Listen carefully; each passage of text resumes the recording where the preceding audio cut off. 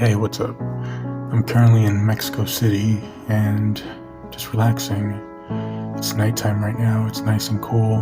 It's raining lightly and it's 11:55 p.m.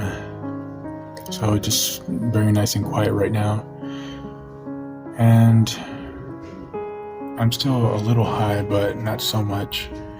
I just smoked like 2 grams of some really great pineapple sativa, and it just really relaxed me. It really just made me feel really great, like, because I'd only been vaping for a while. It had been let's see how long, about a month, a little over a month that I hadn't actually smoked. Like I said, I'd only been vaping, and I have this dry herb vaporizer. It's a convection vaporizer, so it doesn't ignite it, it like, well, it vaporizes it at a lower temperature, so it's supposed to be healthier and cleaner and all that, and it does make your weed last a long time, but it's not as strong every time, and it's not. And now I know, like, I couldn't believe it the first time when I had, gone a while from smoking, and I had just been vaping.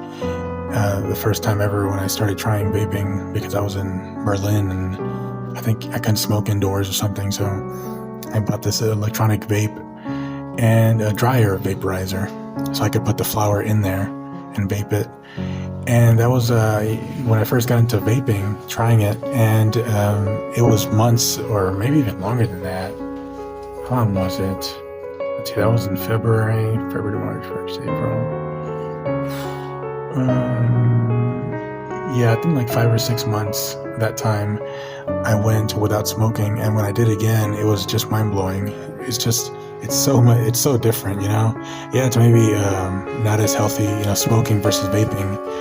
And yeah, you literally burn through your weed way faster, but the high is so much better. I mean, for me, especially for me that has a really high tolerance, and it still can almost feel psychedelic at times, especially times like this where I hadn't smoked in a month or something. Yeah, I mean, it hit me like really great. It was really great. Like I said, it was like a borderline psychedelic trip with like smoking 3 bowls of it's a small pipe. I forget how many centimeters, but I mean, it is a small pipe. I mean, it's probably like 1.5 bowls of like a standard size pipe.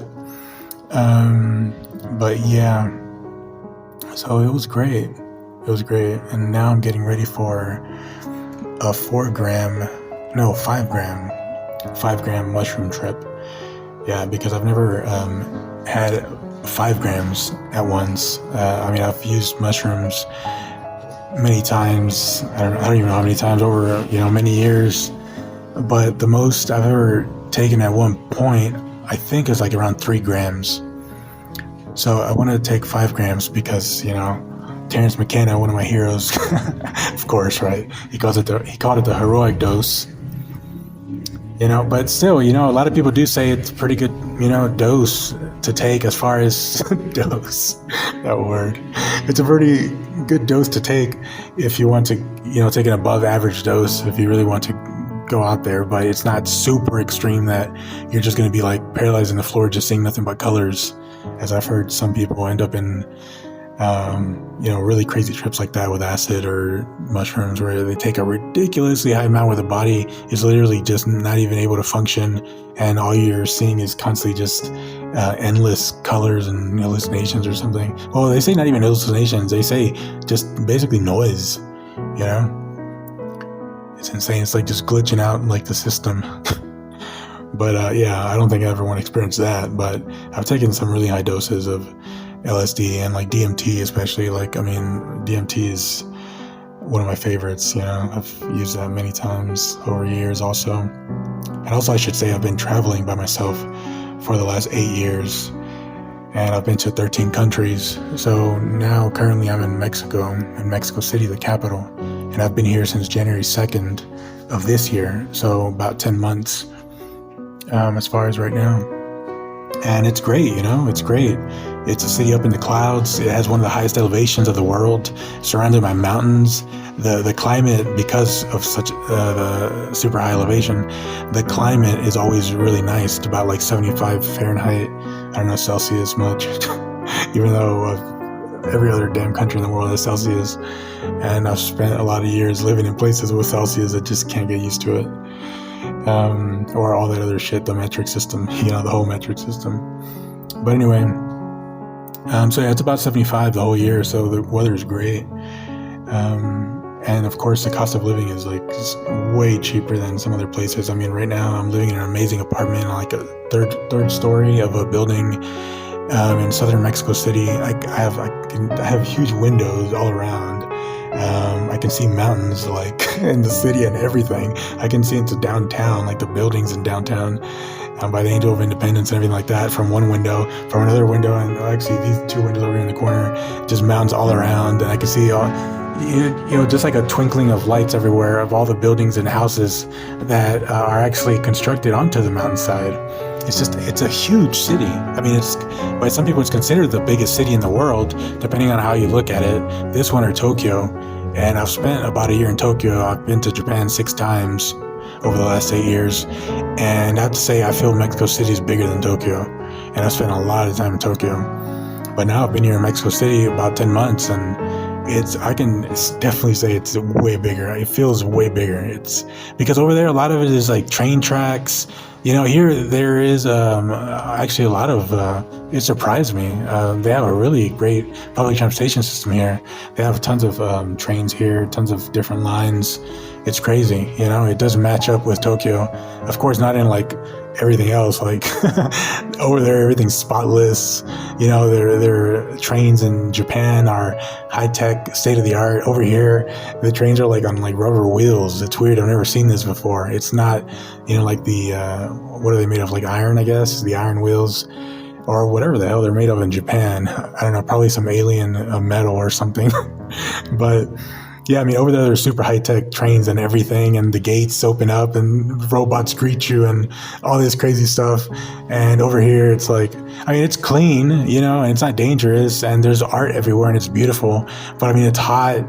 There's no AC here. I mean, there's not a lot of AC not the air conditioner, by the way. I know in Europe, a lot of people don't use AC over there, but in Houston, where I'm from, you have to have it because it's hot the whole year. I mean, it's probably like a law that every place has to have AC. But here, they don't have to have AC either because the climate is great. You just open up your big windows, just like when I was in the Netherlands, same thing, or Germany, or the northern U.S., Seattle, Portland, same thing.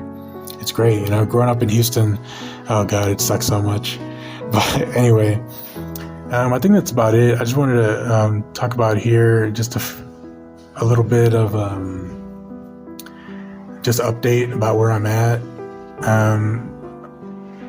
I just experienced the September 15th, the Day of Independence here for Mexico. And I went to what they call the Zócalo, which is like the center where the National Palace is and everything like that. Tons of people there. It was like thousands and thousands of people. I've never seen a place so crowded before. And I got there at night because that's when this special event happens called El Grito, the scream or the cry. And yeah, it's basically when this guy called Hidalgo, this priest, he declared war basically, or he was a priest that rang his bell, like, and just called forth for everyone to rise up against the Spaniards. So they had been ruling for like 300 years or something like that. Of course, they killed him about a year later, but this was in 1810, I believe, something like that. But he's considered the beginning of the father of the revolution, And yeah, about I think 10 years later or 11 years later, Mexico had its independence. Yeah. Oh, sorry, there's some music.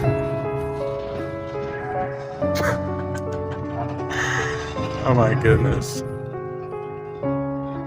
Yeah, that's Mexico City for you. Just crazy. It just has an attitude unlike anything I've ever seen.